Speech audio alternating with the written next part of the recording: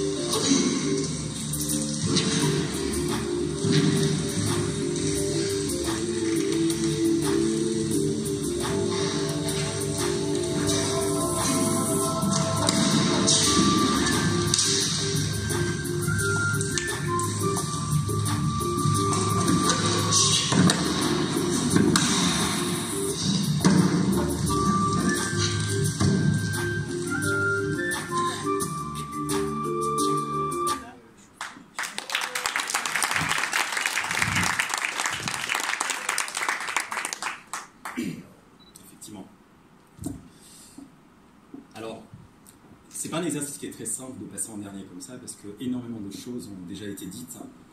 On a vraiment des intervenants de qualité, inspirants, motivants. Depuis hier matin, alors on partage énormément de choses les uns et les autres.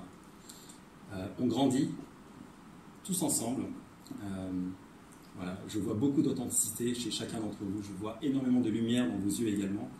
Et j'ai voulu construire cette conférence d'une certaine manière pour vous aider en fait à vous donner une ligne directive, donc un espèce de coaching, d'accord. Et j'aimerais que vous preniez à chaque fois un moment, lorsque je vous le dirai, pour que vous puissiez réfléchir et noter, parce que ce que vous allez noter va se graver également, d'accord, ça va faire son chemin, et vous allez pouvoir repartir avec quelque chose entre les mains qui vous permettra, je pense, demain, après-demain, dans une semaine, dans 10 jours, de faire cheminer ce circuit et peut-être de faire apparaître certaines pépites. Alors, ma conférence d'aujourd'hui, c'est également le condensé de ce qu'a réussi à nous proposer aujourd'hui Christine. Vous allez voir qu'il y a plein de choses sur lesquelles elle va se reconnaître. Moi, j'ai rencontré Christine il y a 8 mois maintenant, je crois, c'est ça. Lorsqu'elle m'a proposé, elle m'a parlé de son projet, j'étais vraiment très enthousiasmé. Je lui ai dit OK tout de suite. Surtout lorsqu'elle m'a dit que c'était justement devant un public de jeunes et que mais les jeunes, parfois, on n'a pas toujours la bonne inspiration, on n'a pas toujours la bonne orientation parce qu'on ne donne pas forcément ces éléments-là à l'école. Et j'ai dit OK tout de suite. Et j'ai vu un peu le cheminement en fait qu'a pu avoir Christine depuis ces derniers mois. Et ce cheminement, c'est exactement le cheminement que je vais vous montrer ici, vous allez voir. Tout d'abord, j'aimerais vous raconter une petite histoire qui se passe aux États-Unis. C'est dans les années 70. Un diamant, le diamant le plus cher, est exposé dans un musée, dans un grand musée de New York. Et un voleur qui est sur le coup déjà depuis très très longtemps, se fait des films, il va voir chaque jour ce diamant, pour le dérober bien sûr. Donc son plan est parfait, au millimètre près, à la seconde près, tout est organisé. Donc le jour J, il décide d'y aller, et tout se passe effectivement comme prévu. Tout se passe bien. Sauf que la dernière porte, au dernier moment, là où il doit sortir, franchir cette porte avec le diamant dans la poche, eh bien il tombe nez à nez avec un garde. Et là, tout de suite, le garde, bien sûr, prend son sifflet, et là, tous les vigiles sont en alerte. Il y a un vent de panique qui se crée. Le voleur qui connaît tous les chemins, continue à courir, sort, il réussit à sortir, il se noie dans les petites rues de New York. Et là, à un moment, il voit par terre, ici, un mendiant qui est là sur un morceau de carton, voilà, qui est étouffé dans un manteau et qui dort. Il se dit, je vais déposer le diamant dans sa poche. Il continue à courir, continue à courir. Et là, il tombe nez à nez contre un policier. Là, il commence, bam, bam, bam. Le policier, bam, fini. Le mendiant qui était là se réveille le lendemain, comme à son habitude. Il va mendier, il va demander une cigarette, il va essayer de se nourrir. Et chaque soir, toujours pareil, il va se recoucher, grelottant, sans rien, sans se rendre compte qu'il a le diamant le plus cher qu'il a au monde. Et donc, un jour passe, une semaine passe, un mois passe, des années passent, et bien sûr, comme il n'a pas du tout le réflexe d'aller mettre sa main dans la poche, parce que d'habitude, il n'y a rien, et bien ce mendiant meurt. Et il est enterré avec cette valeur qui est la plus importante, ce diamant, dans un cimetière, le cimetière des inconnus. Alors, la morale de cette histoire, c'est qu'on a tous, à l'intérieur de nous, un diamant ou plusieurs diamants. D'accord ? La seule chose, c'est que parfois, il faut juste aller fouiller un petit peu ce qui se passe. Et se fouiller, c'est pas forcément à l'image de la poche, c'est d'aller voir ce qui se passe à l'intérieur de vous. Et ce que je disais, c'est que j'ai eu la chance de pouvoir partager avec vous ces 2 jours, et vous avez tous des pépites qui sont juste extraordinaires. C'est comment je vais pouvoir les utiliser, les faire ressortir, les extraire pour en faire quelque chose. Vous savez qu'un diamant, c'est brut, hein, et c'est vraiment ce que j'ai noté ici, votre potentiel de faire et d'être. Sortez ce diamant, sortez ce talent, ces talents que vous avez en vous, et vous en avez tous. Sortez peut-être cette passion qui n'est pas encore, aujourd'hui encore, à la lumière du jour. Mais je suis persuadé qu'après, déjà ce week-end, d'ailleurs, je vais vous poser une question. Qui jusqu'à maintenant, a eu un déclic, une idée, et sait qu'il va faire quelque chose à partir de lundi avec tout ce qu'il a pu voir jusque-là, avec toutes les pépites déjà qu'il a pu prendre à travers les différents conférenciers, que ce soit sur l'énergie, sur la motivation, sur l'inspiration, sur une histoire de vie, sur la manière d'être soi, sur son authenticité. Qui, parmi vous, alors j'aimerais que vous leviez votre main, voilà, très haut, il y en a qui lèvent 2 mains. Donc mettez-vous vraiment dans cette situation, je peux vous dire, vous êtes des personnes importantes. Vous avez tous une valeur qui est importante. On a fait des affirmations positives. On vous a tous poussé vers ça pour que vous puissiez reconnaître votre vraie valeur. Nous avons une valeur qui est vraiment très importante. Et dites-le vous chaque matin. Levez-vous, regardez-vous dans le miroir et dites-vous, je suis quelqu'un de valeur. Je suis quelqu'un de valeur et je suis là pour changer le monde peut-être. Mais en tous les cas, faire quelque chose qui contribuera à mon développement, qui contribuera peut-être au développement des autres. Et parfois, c'est des choses qui sont très très simples. La première chose, c'est pour ça que je parlais de Christine tout à l'heure, c'est qu'au départ de tout, il nous faut désirer quelque chose. Avoir vraiment quelque chose qui tourne à l'intérieur de nous. C'est ce que j'appelle aussi le rêve, c'est ce que j'appelle le projet, c'est ce que j'appelle un objectif. Si vous montez dans un taxi et que vous lui dites « allez, roule », bah, le taxi, à un moment donné, il va s'essouffler. Il se dit « mais ok, je roule, mais je vais où ?»« Non, mais roule, on verra. » Ça ne marche pas, vous allez tourner en rond, tourner en rond, tourner en rond. Alors que, d'ores et déjà, si vous avez quelque chose qui vous tient à cœur, si vous avez une lumière vers là-bas, comme avec Christine en se disant « voilà, je vais créer cet événement », eh bien, elle avait un objectif. D'accord ? Je veux être champion, j'ai un objectif. Je veux créer, Lucas par exemple, je veux créer mon entreprise, j'ai un objectif. Je veux me former, je veux me développer dans ce domaine-là, eh bien voilà, j'ai un objectif. Je sais qu'après, il y a un travail. D'accord ? Il y a la politique des 3 P que vous connaissez peut-être. C'est politique des petits pas. Donc avancez tout doucement, chaque jour, sans se mettre la pression. Alors, j'aime beaucoup cette slide. Ceux qui sont capables de voir l'invisible seront capables de faire l'impossible. Est-ce que ça vous parle? Est-ce que ça parle à quelqu'un? Levez la main, s'il vous plaît. Souvent, un rêve, en général, on a du mal à y croire, parce que c'est un rêve. Il n'est pas tangible, on ne peut pas le toucher encore. Par contre, si vous êtes capable simplement, on a parlé beaucoup de visualisation, si vous êtes capable simplement de visualiser et de vous voir dans l'état de réussite, eh bien tout de suite, vous allez pouvoir aller dans cette direction-là. Alors, je n'ai pas super paramétré apparemment, mais ce n'est pas très grave. J'ai pris cette phrase également qui est importante pour moi. On ne devient pas champion dans un gymnase, on devient champion grâce à ce qu'on ressent. Je vais m'éloigner. Un désir, un rêve, une vision. On doit avoir du talent et de la technique, mais le talent doit être plus fort que la technique. Donc développez vos talents. Aujourd'hui, si je dois prendre simplement 2 compétiteurs, on a tous la même technique, on peut avoir le même entraînement, d'accord, on peut avoir tout ça, mais comment je me développe? Qu'est-ce qui fait de moi que je suis différent? Qu'est-ce qui fait de moi que je vais gagner cette coupe, cette médaille? Qu'est-ce qui fait de moi que je vais être le meilleur entrepreneur? Qu'est-ce qui fait de moi que je vais être la personne qui va réussir, qui va pouvoir dépasser l'autre, ou l'autre marché, ou l'autre personne? C'est le talent que vous allez pouvoir développer chaque jour. Alors, vous l'avez vu ce matin, et je ne l'ai pas changé. Effectivement, j'ai vu que Denero avait été. Je n'ai pas changé parce que cette petite vidéo est très importante. Vous allez avoir face à vous des personnes qui ne vont pas y croire, qui ne croiront pas en vous. Mais ce qui est important, c'est vous de croire en vous. D'accord ? Pour vous parler rapidement de mon histoire, je ne me suis pas présenté, donc je vais me présenter rapidement. Moi, je suis né à Paris, à 9 mois. Alors, ma maman m'a eu à 16 ans, elle s'est mariée à 15 ans, m'a eu à 16 ans. Elle venait d'un petit village en Turquie, ils ont déménagé à Paris. Ils n'avaient pas les moyens financièrement, donc à 9 mois, ils m'ont déposé à 4000 km de leur amour. Jusqu'à l'âge de 4 ans. Donc, je suis resté avec ma grand-mère jusqu'à l'âge de 4 ans. Et pour moi, c'était un abandon déjà, parce que je n'ai pas eu cet amour que peut avoir un enfant, surtout à cette période-là, parce que c'est là où se passent les choses. C'est là où il y a vraiment un lien qui se crée. J'ai pas eu ça.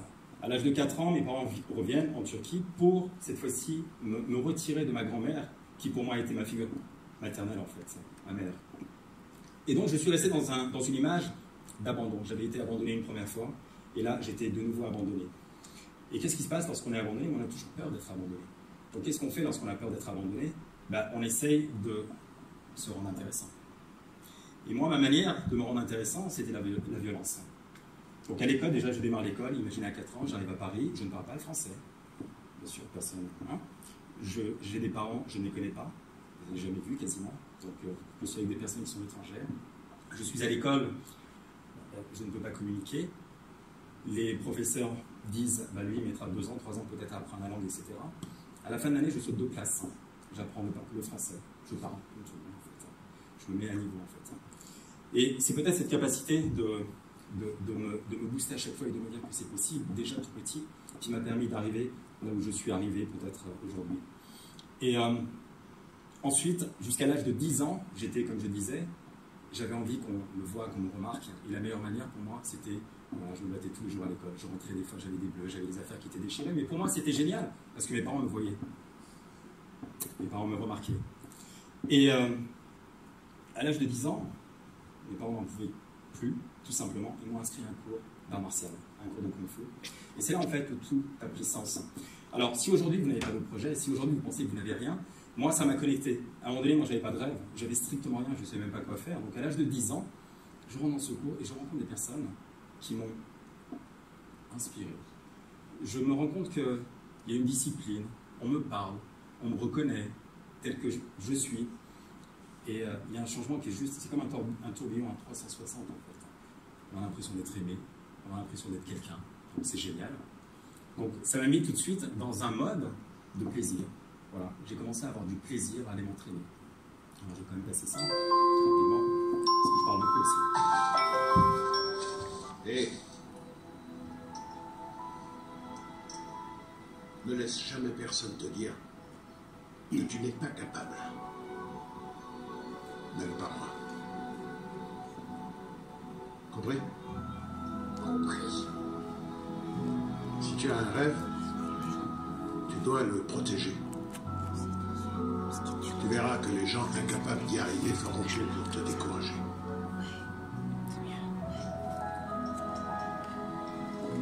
Si tu veux vraiment quelque chose, t'as qu'à te battre. Point barre.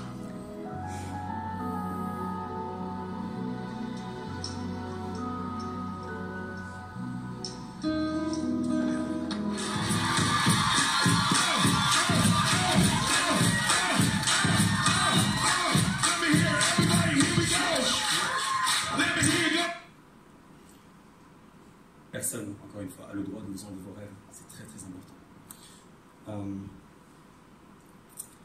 J'aime ce film J'aime cette partie-là et c'est pour ça que je l'ai gardée aussi, parce que j'ai un fils, il est à 1000 km de moi. Il est à Barcelone, je suis séparé, il va avoir 6 ans maintenant. Et c'est ce que je lui répète, j'essaie de le voir le plus souvent possible. Et je me suis beaucoup investi ces dernières années pour le voir quasiment tous les 15 jours.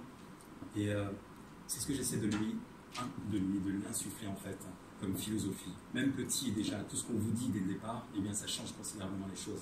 Moi, j'ai pas pu vivre ça, mais j'essaie de faire en sorte que les autres qui sont autour de moi, et c'est pour ça aujourd'hui que je suis dans le coaching, c'est de partager des valeurs positives. C'est de montrer que malgré la distance, malgré tout ce qui peut arriver dans la vie, eh bien il y a toujours des solutions.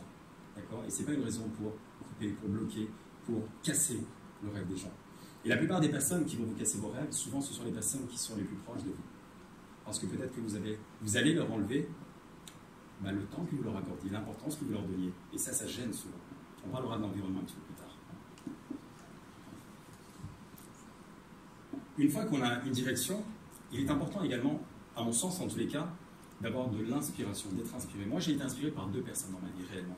Il y a une personne qui m'a vraiment inspiré dans le domaine des arts martiaux. Voilà, j'en avais plein les murs. C'est lui qui me donnait en fait la force, la puissance d'avancer lorsque j'en avais plus, parce que lorsque vous êtes en équipe de France, eh bien, on voit toujours, ce que je répète toujours, c'est qu'on voit toujours les beaux côtés, le beau revers de la médaille.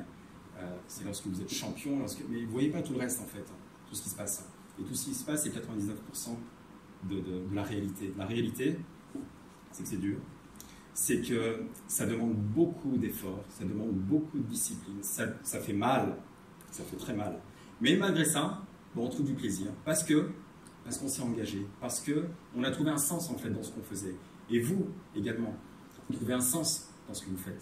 S'il n'y a pas de sens, vous allez vous retrouver comme ces personnes que je retrouve en coaching, par exemple en séance, à se dire « tout ce que j'ai fait dans ma vie finalement, ça n'a pas de sens. » Alors que je voulais être artiste, et je suis médecin. Je voulais être ci, mais je suis ça. Mais pourquoi? Parce que le sens a été donné par d'autres personnes. D'accord? Donnez-vous votre sens, votre propre sens. Et vibrez avec ça. Si vous trouvez du sens dans ce que vous faites, vous allez voir qu'il n'y aura plus, vous n'aurez plus besoin ni d'énergie. Ça viendra tout seul en fait. Ça viendra tout seul. Moi j'ai dû me lever, on parlait tout à l'heure des rythmes circadiens. Je ne sais pas si je le mets là. Et alors je ne me retrouvais pas là-dedans. C'est ce que j'ai partagé tout à l'heure à table également, parce que mon rythme en moi pendant 15 ans, quasiment pendant ma période de compétition, et pendant mon business, pendant tout ça, c'était 5 h du matin jusqu'à minuit à peu près. Voilà, donc je dormais 5 heures. Je dormais 5 heures, mais ces 5 heures me donnaient tellement d'énergie parce que je sais que lorsque je me levais, lorsque j'étais là pour représenter la France, lorsque je m'entraînais, c'était un plaisir personnel et ça me donnait cette énergie. Ensuite, lorsque j'allais au bureau, j'étais le premier au bureau, j'arrivais, je faisais mes trucs, je terminais, et le soir, boum, à 20 h 30, j'étais dans mon dojo avec mes élèves.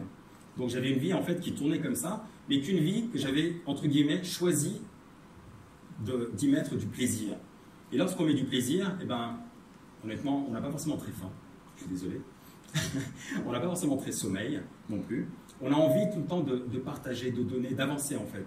Lorsqu'on est vraiment dans quelque chose qui nous,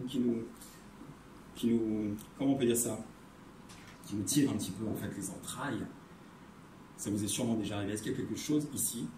Est-ce qu'il y a une activité, par exemple, qui vous donne tellement la pêche qu'on n'a pas besoin, on parlait de flow tout à l'heure, c'est ça en fait l'état de flow. L'état de flow, c'est quand vous maîtrisez quelque chose et que les choses se passent en fait. Vous ne sentez plus rien, vous voyez plus le temps passer, vous voyez plus l'énergie, on en a tellement qu'on pourrait en donner à toute la salle.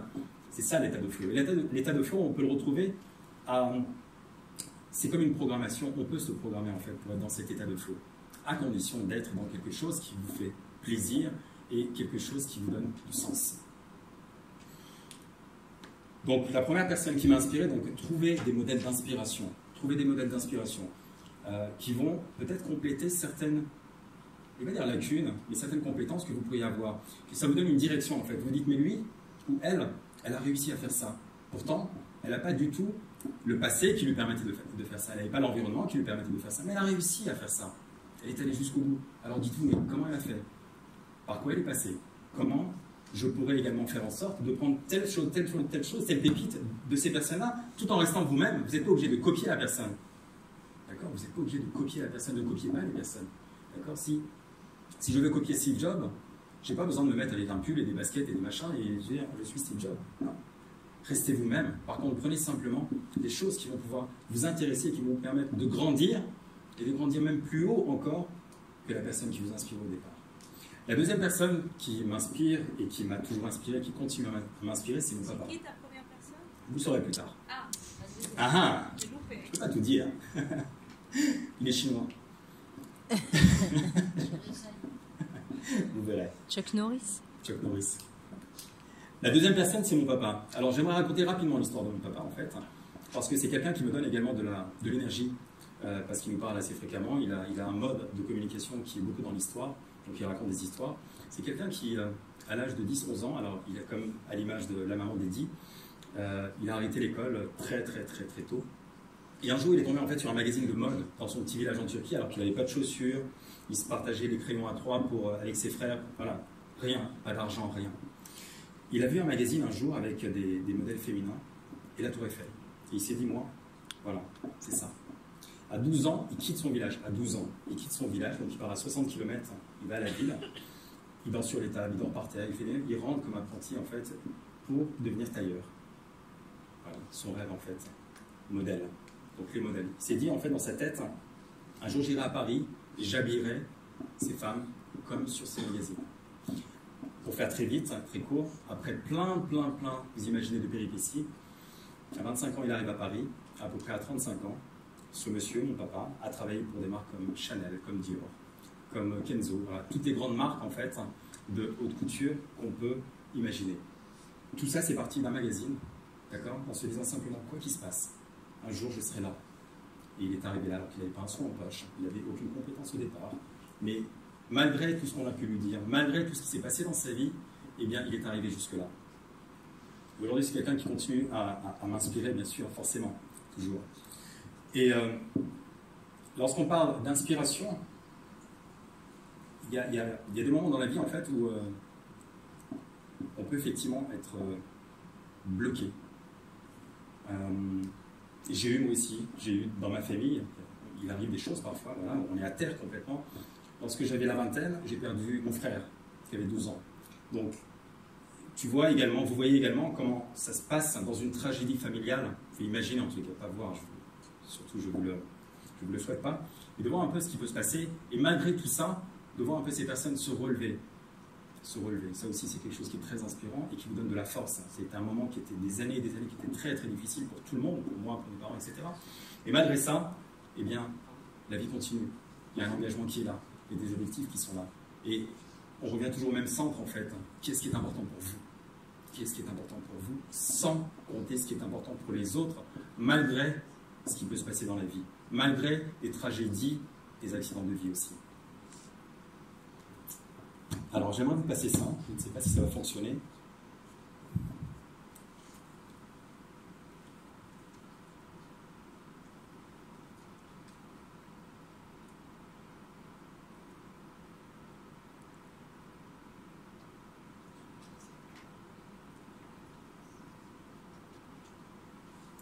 On peut avoir du son, s'il vous plaît.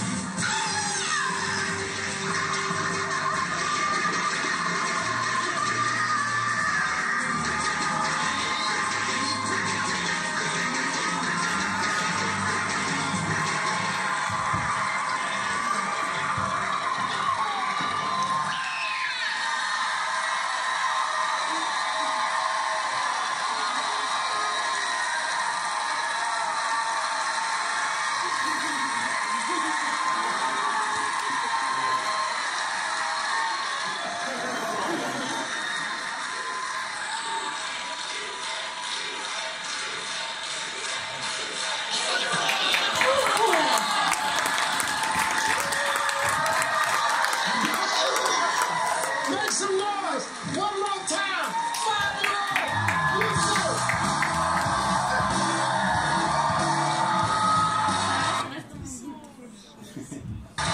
C'est fort. Hein. Vous voyez, ça c'est de l'inspiration, c'est de la modélisation. D'accord? C'est-à-dire que ce jeune homme là, il a 5 ans. Il a 5 ans, il a trouvé un modèle. Il a trouvé un modèle et vous voyez, en plus c'est très flagrant, c'est pour ça que j'ai pris cette vidéo. Voilà. Il a son modèle et il s'est entraîné, il s'est entraîné, il s'est entraîné, il s'est entraîné, il s'est entraîné. Il s'est mis dans l'action. Il y a un point qui est important également. J'aimerais revenir par rapport à certains retours que j'ai pu avoir ici en fait. Vous voyez le petit gamin, ce qu'il fait après, c'est l'autodérision. Vous ne prenez pas la tête. Vous ne prenez pas la tête. J'ai souffert de ça, pour vous dire clairement. Pourquoi? Même si on ne se prend pas la tête, on a l'impression, a priori, on fait passer une image qui fait que... Alors j'ai été champion, ok. Il y a plein de gens qui n'osaient pas venir me voir parce que j'étais champion. Et ça, c'est quelque chose qui m'a rendu d'une tristesse, pas possible. Je pensais être le plus ouvert possible, j'ai essayé de rigoler, machin. Ok, t'es champion, donc... Et c'est un peu les retours que j'ai pu avoir. Vous êtes coach, on pensait que vous n'étiez pas abordable. Vous êtes machin, on pensait que vous étiez... Et vous ne prenez pas la tête, les gars, soyez cool. On est tous des humains. Hein. Donc relax, vraiment relax. Pourquoi je vous dis ça? Parce que parfois, j'ai eu le cas, alors j'ai passé, j'en ai pas parlé, j'ai passé 22 ans en entreprise, à des postes de direction commerciale, à des postes de direction internationale, dans des sociétés comme Samsung, comme LG, comme Acer, dans les nouvelles technologies. D'accord? Donc j'ai managé des équipes, j'ai fait plein de choses. Et il m'est très souvent arrivé de me dire, putain, ce mec-là, j'ai rendez-vous avec lui, il est directeur général exécutif de... Je dis, mais qu'est-ce qu'il va penser? Moi, j'arrive, je suis un petit commercial. Et en fait, on est tous pareils. Exactement. Donc, si vous avez à passer un entretien, si vous avez une start-up, vous voulez négocier d'oseille, vous voulez négocier 1 million, 10 millions, peu importe, on s'en fout. Le mec en face de vous, il n'est pas plus que vous. C'est juste qu'il a peut-être réussi dans un domaine. C'est tout. Il n'est pas mieux que vous. Il est peut-être moins bien que vous, ça j'en sais rien. Mais en tous les cas, il n'est pas mieux que vous. Donc encore une fois, je reviens sur cette notion de valeur. Donnez-vous la valeur. Donnez-vous de la valeur. Aimez-vous. Allez voir les gens, n'ayez pas peur d'aller voir les gens. N'ayez pas peur de vous dire, tiens, je vais voir telle personne, telle personne, telle personne, telle personne. Elle n'a rien de plus que vous. En fait. Et ça, c'est quelque chose, je vous le livre comme ça. Ce que je suis en train de vous livrer là, c'est 30 ans, grosso modo, d'expérience. D'accord? Je fais ça en 45 minutes. Et c'est toutes les expériences que j'ai pu vivre. Et ça m'a beaucoup freiné dans ma vie. Ça m'a freiné, j'y suis allé, mais il fallait vraiment sortir de ma zone de confort à chaque fois. Et c'est cette sortie de zone de confort, finalement, qui m'a permis d'arriver voilà, à ces postes, peut-être à ces titres, peut-être à ce que je suis devenu aujourd'hui. Mais dans tout ça, il y a une chose qui est très importante, c'est ça. On a souvent un désir, on a souvent un rêve, on a envie de faire des choses, d'accord? On a envie de s'engager, on est inspiré. Putain, il est super, j'ai vu 400 vidéos sur YouTube, le mec il était génial. J'ai vu 200 conseils, la nana elle était géniale, je voulais chanter. Mais si tu ne te mets pas à l'action à un moment donné, si tu ne te mets pas dans l'action, ça ne marche pas. Ça ne marche pas. Il y a des techniques, je voulais vous avoir une petite technique tout à l'heure pour vous mettre en action. Donc faites-vous confiance et mettez-vous en action. Encore une fois, la politique des petits pas. Ne cherchez pas à monter l'Everest tout de suite. D'accord? Commencez petit. Vous voulez créer une société, vous voulez vous lancer dans le coaching, commencez petit. Tout doucement. Vous allez voir que les choses, en fait, plus vous allez mettre votre focus dessus, plus vous allez mettre votre énergie dessus, et plus vous allez vous rendre compte que l'univers, j'appelle ça l'univers, va vous ramener dans la bonne direction. Suivez votre intuition également, ou ce que vous voulez, suivez, d'accord? Dites-vous simplement, je suis dans la bonne voie, mais mettez-vous dans l'action. Ne restez pas simplement en retrait, ne vous dites pas simplement les choses vont arriver toutes seules, parce que ça n'arrive pas tout seul. Vous devez franchir des portes, vous devez vendre, vous devez casser les barrières, vous devez vraiment avancer pour pouvoir réussir. Je vous dis pas ça juste comme ça, parce que là vous êtes dans une phase où vous êtes en train de rentrer dans la vie active. Lorsque, voilà, comme je vous disais, j'ai passé 22 ans dans la vie active, dans des grosses boîtes, et c'est pas toujours très simple, donc je préfère vous dire la vérité tout de suite. Donc soyez vous-même, dépassez les barrières, ne vous bloquez pas, surtout, le message c'est ça, ne vous bloquez pas. Ne vous laissez pas influencer par X ou Y, ne vous laissez pas influencer par un titre, une carte de visite, le mec exécutif, général, manager, worldwide. Oh là là, putain, il doit être génial. C'est un pauvre con le mec. Mais sur sa carte, c'est génial. Donc, ne vous laissez pas impressionner par ces trucs-là. Vraiment. Mettez-vous dans l'action. Alors, voilà, se libérer du regard des autres, très important. Un stade est un peu mal fait, mais c'est pas grave. Une chose également qui est importante, c'est que faites-vous lorsque personne ne vous regarde? Vous pensez à ça parce que j'ai enseigné pendant plus de 20 ans, j'ai formé des compétiteurs, des champions, voilà. Et parfois, vous avez des élèves, on sait quel élève, quelle personne va réussir. Parce que lorsque vous dites, fais-moi 10 pompes, et tu te retournes, tu as le mec qui va faire 15 pompes, alors que tu en as dit 10, et tu as l'autre, il va se coucher, il va être là. Non, c'est pas des pompes, ça, mec. C'est pas comme ça que tu vas réussir. Donc, lorsqu'on ne vous regarde pas, qu'est-ce qui se passe lorsqu'on ne vous regarde pas? Est-ce que vous suivez? Est-ce que vous avez vraiment envie de vous engager? Ou bien vous avez simplement ce masque qui vous suit et qui continuera peut-être à vous suivre et qui vous bloquera peut-être dans certaines situations. Donc, soyez vous-même, retirez les masques qui vous bloquent. Qui es-tu loin du regard des autres? Voilà. Posez-lui ces questions qui sont importantes. Alors, je vous disais tout à l'heure qu'il fallait noter des choses, effectivement. J'aimerais quand même que vous puissiez noter quel est votre objectif, quel est votre désir, parce que c'est une suite à tout ça. Quel est votre désir? Quelles sont les personnes ou les choses qui vous inspirent? Voilà, je vous donne juste peut-être 15 secondes. Votre désir, votre objectif, qui vous inspire, et qu'est-ce que vous allez pouvoir mettre en action dès aujourd'hui? Une petite action, une toute petite action. Vraiment, la plus simple possible, vraiment. Mais quelque chose qui va vous mettre sur le chemin.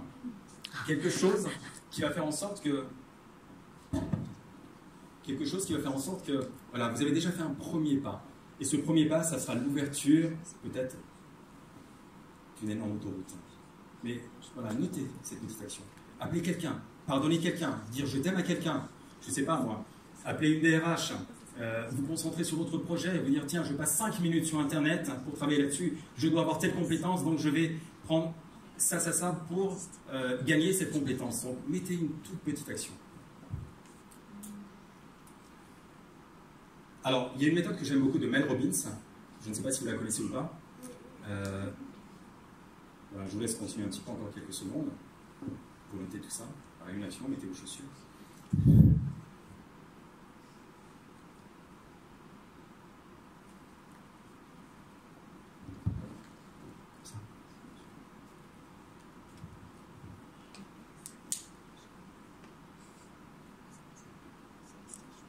Levez la main si vous avez terminé. Comme ça, je vois un petit peu. Super. On va continuer encore comme ça.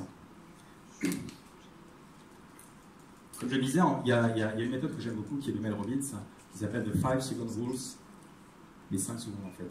C'est-à-dire que pendant 5 secondes, pendant les premières 5 secondes avant de vous mettre dans l'action, eh bien, votre système de protection, le cerveau reptilien, il ne se met pas en action. Donc vous avez 5 secondes pour faire une affaire. Ça veut dire quoi? Ça veut dire que le matin, par exemple, d'accord, vous êtes couché, vous êtes endormi, le matin, hop, ça sonne, 5 secondes. Il n'y a pas de je snooze, on verra dans 5 minutes, on verra dans 10 minutes, on verra dans machin, je sais tout ça. Il n'y a pas. 5 secondes. Vous vous levez, hop, c'est parti. Ma journée a commencé. Ensuite, qu'est-ce qu'on fait tout de suite? On fait son lit, on fait son machin. Bon, tout est toujours dans l'action. Action, action, action. Ne laissez pas votre mental prendre le dessus. Il y a certaines choses parfois qui vont vous paraître difficiles. Vous allez avoir le syndrome de l'imposteur, vous avez plein de choses en fait qui vont être là, qui vont vous bouffer un peu la tête.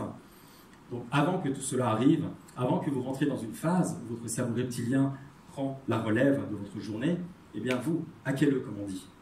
D'accord? Donc 5, 4, 3, 2, 1, et action.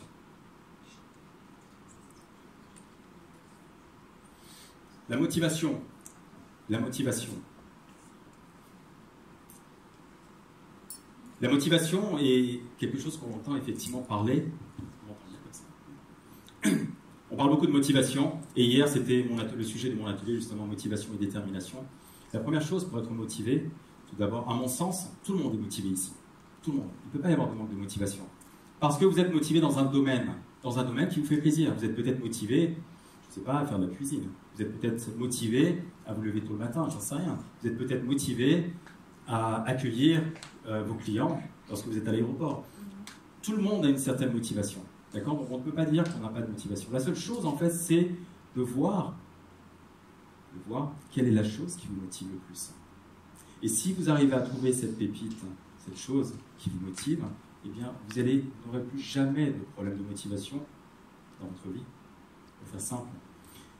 C'est Confucius qui dit ça, je crois. C'est un Chinois. Je l'avais dit hier également pendant l'atelier. C'est que si vous arrivez à trouver un travail dans lequel vous êtes motivé, un travail qui vous ne verrez jamais le temps passer, vous ne verrez jamais que c'est un travail pour vous en fait, parce que vous serez toujours dans ce flow, vous serez toujours embarqué en fait dans ce mode plaisir. Alors quand je parle de mode plaisir, c'est pas toujours du plaisir. Vous allez voir que parfois c'est pas plaisant, parfois c'est compliqué, parfois on est fatigué, parfois on a plein de choses en fait qui nous tombent dessus. Il y a les aléas de la vie, il y a plein de choses. Mais malgré ça, trouvez toujours un plaisir dans ce que vous faites. Vous êtes à l'école, vous êtes obligé d'être à l'école pendant une certaine période. Eh bien, on fait en sorte de trouver un petit plaisir là-dedans. Vous travaillez aujourd'hui peut-être, et vous n'êtes pas dans un job forcément qui vous fait plaisir, mais vous allez faire en sorte, en tous les cas, de changer votre état d'esprit à un moment donné, et de vous dire, ok, qu'est-ce que je peux faire pour que ce travail qui aujourd'hui m'embête, passagèrement, parce que vous avez déjà une autre idée derrière, eh bien je le transforme en plaisir. Des mini-plaisirs par-ci et par-là. Ça peut être les collègues, ça peut être le travail en lui-même, ça peut être n'importe quoi. Mais cherchez. Trouvez-vous quelque chose en fait qui va vous donner l'envie, parce que le temps a une valeur. Le temps, c'est ce que nous avons de plus important. Donc ne perdez pas votre temps dans des choses qui sont futiles. Ne perdez pas votre temps. Lorsque le soleil se couche, il ne revient jamais en arrière. Vous savez, on est sur un compteur. C'est ce que me disait, voilà, ce que je disais hier aussi. C'est ce que me répète mon papa chaque jour. Une fois, on a un compteur, on sait qu'on a tous une limite, une date limite pour tous, et chaque fois que le soleil se couche, il ne revient jamais en arrière. Donc, prenez vraiment conscience de ça, et investissez-vous chaque jour pour que ce jour soit votre jour. J'aimerais que vous notiez, puisqu'on a passé donc, chacun des éléments, un élément qui vous motive, ou un élément qui va vous motiver à aller en direction de votre projet. Je vous donne quelques secondes pour y arriver.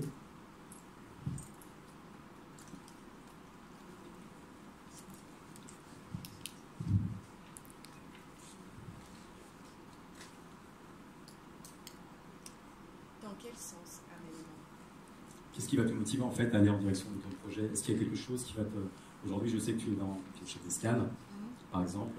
Peut-être que tu t'embêtes à certains moments. Qu'est-ce que tu pourrais faire pour trouver un petit plaisir, pour que ça soit beaucoup moins embêtant, pour que tu puisses voir en fait que le temps que tu investis dans ce travail aujourd'hui, bah, c'est un temps qui n'est pas pour rien. Peut-être que tu peux apprendre des choses d'une certaine manière, ou tu peux expérimenter des choses dans ton futur job. Ça peut être une motivation. Tu vois? Ça va pour tout le monde? Super. Alors le cadrage n'est pas exactement la même que sur mon ordinateur, c'est autodiscipline. Bon, là, c'est l'autodiscipline. Il y a une chose sur laquelle, effectivement, en France, c'est un peu compliqué, parce que dès qu'on parle de discipline, les gens sont frileux.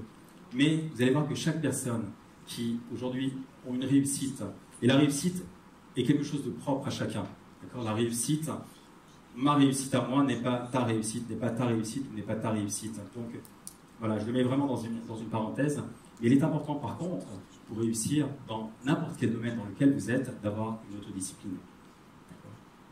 On n'y arrive pas, en tout cas. Enfin, moi, à ma connaissance, toutes les personnes que je fréquente, et j'ai beaucoup de champions autour de moi, j'ai beaucoup d'entrepreneurs autour de moi, j'ai beaucoup de businessmen, j'ai beaucoup de millionnaires même qui sont autour de moi, ils ont tous une discipline de vie, une discipline qui fait que, eh bien, la répétition, jour après jour, d'une certaine compétence ou d'une certaine chose, fait qu'à un moment donné, eh bien, on se différencie des autres.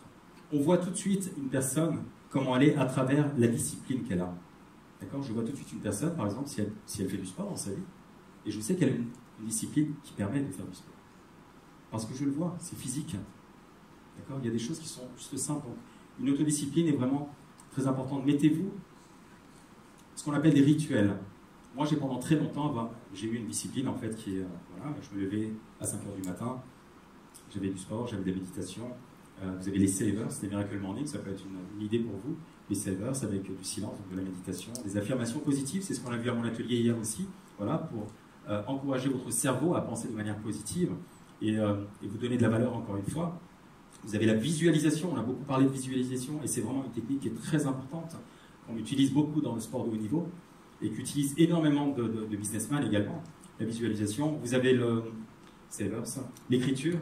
Voilà, beaucoup de gens écrivent le matin aussi. Voilà, elles permettent en fait, et c'est ce que j'ai donné comme clé aussi, le soir, avant de vous coucher par exemple, vous avez la capacité, vous avez la possibilité d'écrire quelque chose qui tourne en rond en fait dans votre tête. Mettez-le sur le papier, sortez-le de votre tête, sortez-le, c'est très important. Et vous avez la lecture. La lecture, j'en parlerai un petit peu plus tard, ce que vous allez mettre dans votre tête, eh bien, est très important sur vos comportements. C'est très important également sur la personne que vous êtes en train de devenir.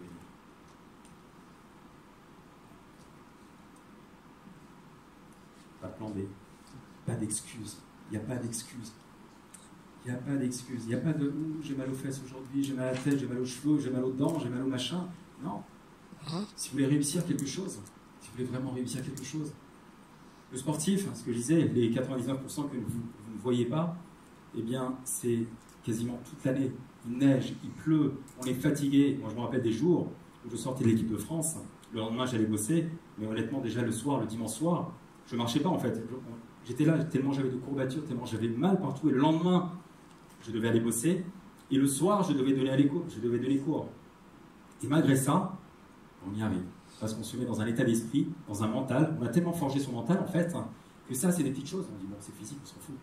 Ça va passer, demain, ça ira mieux. Ne vous mettez pas d'excuses. Allez vraiment droit au but. Il n'y a pas de plan B. On ne se dit pas, tiens, aujourd'hui c'est comme ça. Si je ne le fais pas, on verra. Il n'y a pas de on verra. En fait. Et expérimentez-le. Vraiment, expérimentez-le. J'aimerais que vous, puisqu'on n'a pas fait l'autodiscipline, que vous puissiez également noter rapidement ce que vous pourriez mettre, une toute petite action que vous pourriez réitérer chaque jour. Encore une fois, vous n'avez pas besoin de mettre 1 heure de, je ne sais pas moi, il y en a qui me disent, oui, je vais courir. Ok, commence par 5 minutes. Je ne dis pas, je vais faire 1 heure. Commence par 5 minutes. Si tu prends du plaisir, tu passeras à 6 minutes. Si tu prends du plaisir, tu passeras à 10. Et si tu prends encore du plaisir, tu passeras à 15. Si tu veux marcher, voilà, on en discutait hier, marcher, même marcher. Marcher, danser, voilà, on a mis des choses en place. Donc vous aussi, s'il vous plaît, prenez quelques secondes et mettez-vous un rituel qui va vous faire plaisir, quelque chose qui va vous emmener toujours en direction de votre bien-être. Je ne parle même pas d'objectif, de votre bien-être physique et mental. C'est OK pour vous? Ouais, super. Alors, il y a une slide qui est la nutrition. Et la nutrition, pour moi, c'est le corps et l'esprit. Ne laissez pas rentrer dans votre corps n'importe quoi. C'est très important. Pour votre énergie, pour ce que vous êtes, pour vos cellules. Ne laissez pas rentrer dans votre corps n'importe quoi. Je ne suis pas diététicien, je ne suis pas là pour faire un cours de diététique. Mais en tout cas, faites attention simplement à ce que vous mettez dans votre corps. Et je crois qu'il y a vraiment des spécialistes ici qui sont dans le domaine, notamment Pauline, Vanessa et Marie-Christine aussi là-dessus. Mais voilà, faites vraiment attention à ce que vous mettez dans votre corps. C'est ce qui va vous aider également à avoir de l'énergie. Et l'énergie, c'est ce que recherchent beaucoup de gens, que ce soit en entreprise ou ailleurs. Et l'énergie passe par le fuel. Donc mettez du bon fuel, de la qualité dans votre corps. Le deuxième point qui est extrêmement important, à mon sens, c'est la nutrition de la tête. La nutrition de la tête, c'est ce que vous allez laisser rentrer dans votre tête. Est-ce que vous allez regarder les informations avec toutes les catastrophes qu'il peut y avoir et vous laisser influencer par ça? Est-ce que vous allez écouter toutes les personnes négatives qui sont autour de vous et qui vont vous parler de leurs problèmes et qui vont vous bouffer votre énergie? Ou bien vous allez décider peut-être de choisir les informations qui vous nourrissent positivement. Peut-être que vous allez choisir d'avoir un environnement qui vous nourrit positivement. J'aimerais qu'on fasse juste un petit jeu. Alors, prenez vos petits papiers, s'il vous plaît. Vous allez me noter simplement les 5 personnes avec lesquelles vous passez le plus de temps aujourd'hui. 5 personnes. Voilà, 5 personnes. Famille inclus, etc. etc.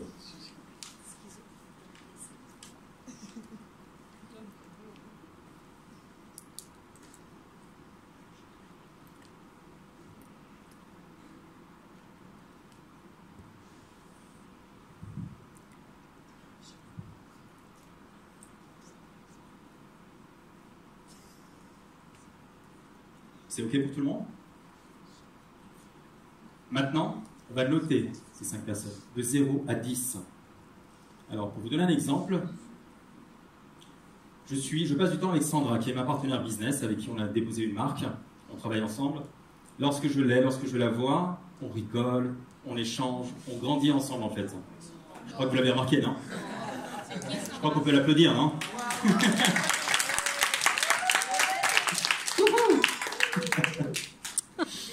Donc en fait, quand je suis avec Sandra, eh bien, je suis à 10.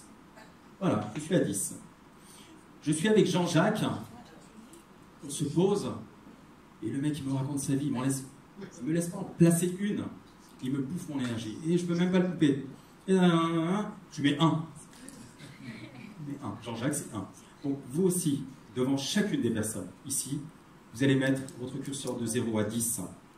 Ensuite, vous faites l'addition, et vous divisez par 5, c'est votre niveau d'énergie. Si votre niveau d'énergie est en dessous de 5, eh bien, regardez un petit peu ce qu'il y a dans votre environnement. Je ne vous dis pas qu'il faut les couper la tête.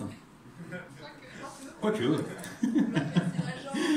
Mais vous pouvez leur casser la jambe. Je peux vous y aider. Je ne prends pas très cher pour casser les jambes, ne vous inquiétez pas. C'est gratuit.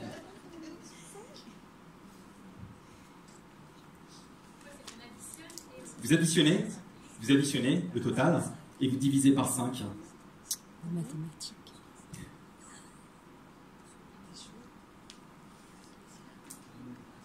Donc vraiment, si vous êtes en dessous de 5, posez-vous la question sur la qualité de votre environnement. Posez-vous la question sur les personnes vraiment qui vous entourent. Parfois, on a des surprises lorsqu'on fait ce petit test. On a des grandes surprises. C'est quoi la fin? T'as dit on divise par... On divise par le nombre, par 5. Et puis après... Ça te donne ton niveau d'énergie en fait. Ah. Oui. L'addition, division, niveau d'énergie. Si vous êtes entouré de personnes qui sont à 8, et vous êtes la moyenne, comme disait un des conférenciers, la moyenne des personnes en fait, qui vous entourent, d'accord, c'est-à-dire que vous avez plus de chances d'être à 8 ou à 9. Si vous êtes à 3, il y a beaucoup plus de chances que vous restiez à 3 également.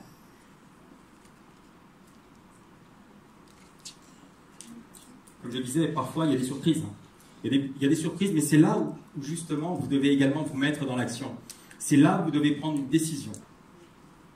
Certaines personnes me disent autour de moi, il n'y a personne d'inspirant. Ok, il n'y a personne d'inspirant autour de toi. C'est Kevin, je crois, qui en parlait tout à l'heure. Il a passé des heures et des heures et des heures sur David Laroche. Vous n'avez pas d'amis, c'est pas grave. Regardez des gens inspirants. Remplissez en fait. C'est pas ça, je me suis trompé. Si, mais Kevin, genre, vous n'avez pas d'amis, c'est pas grave. Non, mais. C'est pas grave, si t'as pas d'amis, hein, ça arrive. Et.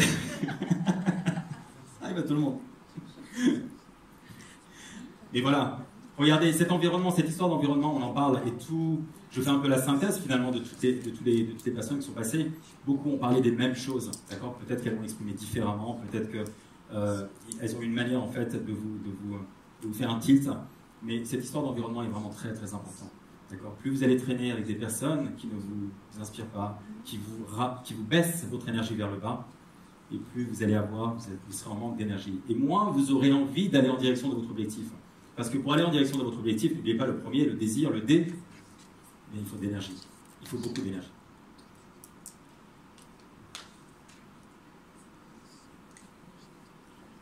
Qu'est-ce que vous mettez dans votre tête?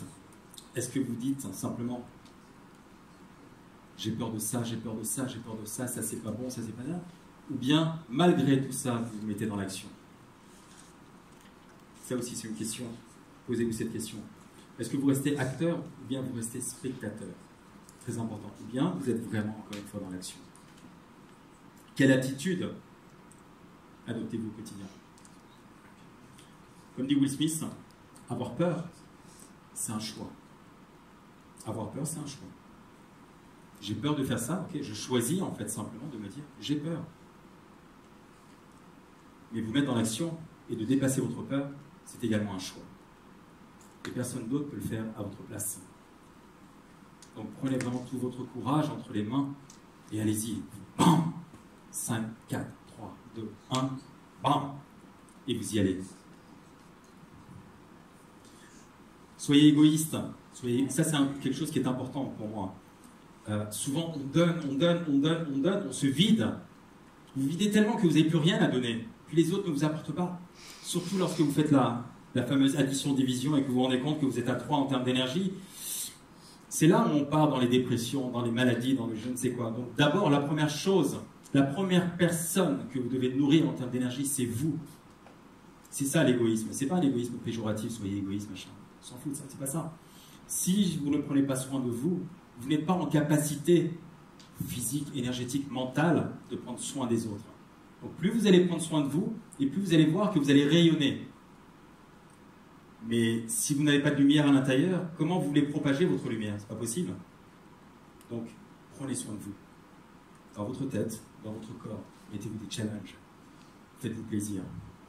Le temps, je terminerai avec le temps est quelque chose qui est, comme je le disais, d'une valeur inestimable. Soyez présent. On parle beaucoup de ici et maintenant, et c'est la réalité. Vraiment. Ne restez pas sur les regrets. Ne restez pas sur des choses, en fait, qui sont passées. Le passé, c'est juste une expérience. Comme dirait David Lefrançois, c'est pas une résidence. Vous n'êtes pas obligé de rester dans votre passé. Le passé, c'est fini. Aujourd'hui, c'est ça. Et ce qui va faire demain, c'est votre réalité d'aujourd'hui. C'est votre mental d'aujourd'hui. C'est ce que vous allez vous raconter qui va faire votre demain. Si vous vous racontez que vous n'avez pas de valeur, il y a de fortes chances que demain, ce que vous ferez n'aura pas de valeur. Par contre, si dès maintenant, aujourd'hui, vous faites en sorte de vivre le moment présent et de vous dire, eh bien demain, ma réalité, ce sera ça, parce que c'est ce que je suis en train de vivre maintenant, vous allez voir que les choses vont considérablement changer. Donc tout est une question de mindset, d'état d'esprit, de manière de voir les choses, de perception. Gratitude, c'est quelque chose qui est important également. Moi, j'ai un cahier personnellement, j'ai un cahier de gratitude, c'est-à-dire que comme je l'expliquais à mon atelier hier, chaque soir, avant de m'endormir, eh bien, j'ai la gratitude pour mon corps, pour mes sens, mes yeux, je vous vois, je vous entends. Vous imaginez le nombre de personnes, vous n'imaginez même pas le nombre de personnes qui n'ont pas ces capacités. Donc, simplement être dans la gratitude des cellules, simplement que vous soyez en vie, c'est déjà une gratitude. Ensuite, d'avoir un environnement, d'avoir la possibilité de pouvoir être dans un événement comme ça, de pouvoir partager tout ça, et c'est juste génial. Et moi, je mets chaque soir, avant de m'endormir, ça me permet en plus de dormir sur une note positive. Lorsque vous dites, tiens, j'ai rencontré telle personne, j'ai souri, j'ai échangé, vous dormez tranquille. Alors que si vous êtes là à ruminer, alors c'est vraiment une journée de merde. Jean-Jacques m'a encore saoulé, il ne m'a pas laissé parler. Donc voilà, c'est pas du tout dans le même état d'esprit. Je sais que beaucoup d'entre vous ont sûrement même des problèmes de sommeil. J'entends certains d'entre vous viennent me voir pour ça. Mettez-vous vraiment dans un état d'esprit où vous dormez serein, positif, avec l'impression, et c'est pas qu'une impression, d'avoir réalisé, d'avoir fait quelque chose de bien pour vous et pour les autres. Vous allez voir que tout de suite, les choses vont changer. Vous allez avoir une autre perception de votre journée. Donc, endormez-vous sur des notes qui sont positives. Récompensez-vous. Récompensez-vous, ça veut dire quoi? Célébrez le simple petit pas que vous allez faire, qui va vous permettre de sortir de votre zone de confort. Eh bien, célébrez-le à votre manière. Vous pouvez manger un macaron. Vous enfilez une boîte de Nutella, j'en sais rien. Allez courir. Faites-vous plaisir, en fait. C'est très important. Moi, j'ai mis, en fait, une espèce de routine, notamment au niveau du business à l'époque, lorsque je clôturais un trimestre, parce que c'était des trimestres qui sont très denses, eh bien, je me prenais une semaine de vacances, par exemple. D'accord ? Et je m'autorisais, en fait, à prendre cette semaine de vacances, malgré tout ce que je pouvais avoir. Lorsque je gagnais un championnat, eh bien, voilà, je me faisais plaisir, j'allais me faire masser, etc. C'était mon plaisir à moi. Donc, vous aussi, trouvez votre plaisir.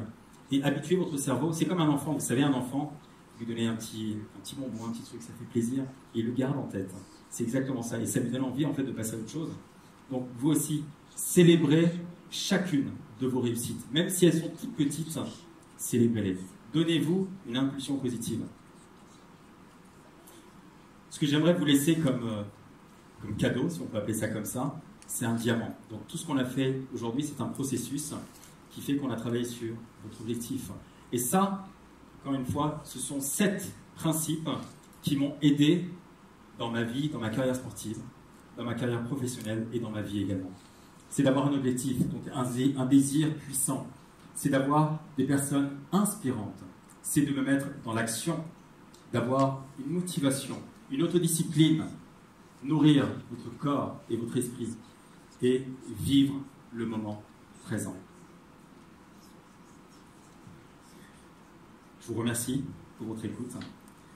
Je vous remercie pour votre présence. Je vous remercie pour qui vous êtes. Je l'ai dit hier, je le redis aujourd'hui, je suis la personne qui croit le plus en vous, honnêtement. Je viens de passer 2 jours en votre compagnie. Vous avez un potentiel qui est juste incroyable, qui est juste là en fait, qui a besoin de prendre un peu forme. Vous êtes sur un chemin. De ce chemin-là, vous voyez peut-être pas encore forcément la lumière, mais ne serait-ce que d'avoir un petit déclic, une petite idée, une notion pour vous permettre d'aller en direction de ce chemin. Donc, allez-y. Merci. En plus, une chose. Voilà mon idole en fait. Alors je vais vous raconter un peu l'histoire rapidement, très très rapidement. Jackie Chan. Jackie Chan, c'est celui qui m'a vraiment donné la puissance, la force de me relever à chaque fois, de continuer à m'entraîner. Voilà, ça a été mon inspiration. Un jour, à Paris, je reçois un coup de fil et en fait on me dit, c'est la Gaumont à l'appareil. Je ne sais plus comment elle s'appelle la fille. Il dit voilà, vous êtes le représentant du Kung Fu en France et on aimerait que vous passiez une journée avec Jackie Chan qui vient pour le lancement de son film. À l'époque c'était Shanghai Kid. Je vais arrêter de vous foutre de ma gueule. C'est exactement ce que j'ai répondu. Et elle m'a dit non monsieur, c'est très sérieux. Donc j'ai eu la chance de passer une journée avec Jackie Chan, de faire rencontrer mes élèves également, parce qu'il a vu chacun de mes élèves. Il a pu discuter avec eux, il a pu partager avec eux. Et pour moi, c'était un rêve. Vous savez, la première slide que je vous ai montrée, il y a des rêves, des fois, qui sont juste... On se dit, mais on ne peut pas le toucher. On voit la télé, il en chie, et machin. Voilà, un rêve d'enfant qui s'est réalisé. Et je crois que c'est le rêve le plus nourrissant qu'il peut y avoir, parce que c'est un rêve, c'est pas de la technique, c'est pas de la stratégie. Dans le business, on réussit à des choses, c'est de la stratégie, c'est du tout. Mais là, on a tous des rêves d'enfants, et moi, je voulais toucher un rêve d'enfant. Voilà pour la petite histoire. Encore une fois, merci beaucoup. Merci.